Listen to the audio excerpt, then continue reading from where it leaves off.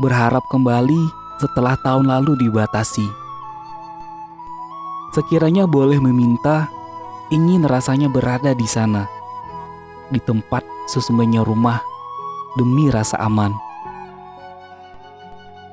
Sudah sangat mendalam, bahkan terasa sesak, mengingat orang tua yang semakin menua, membuat rindu menjadi-jadi.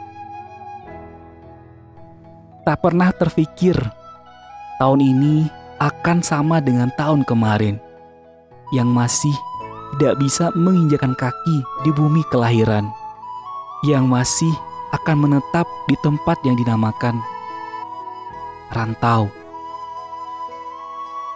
Bermain, bercanda tawa dengan saudara hanya akan tetap menjadi halusinasi.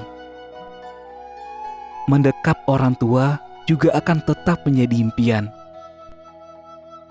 Biar, kali ini aku akan bertahan, menahan butir-butir air mata yang deras menetes dalam hening, dalam doa yang tak kunjung henti.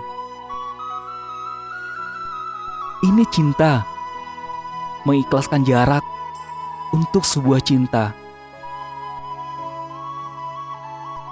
Sedih, iya. Nangis, sangat. 2 tahun berjarak melawan rindu, tanpa tahu kapan akan berakhir.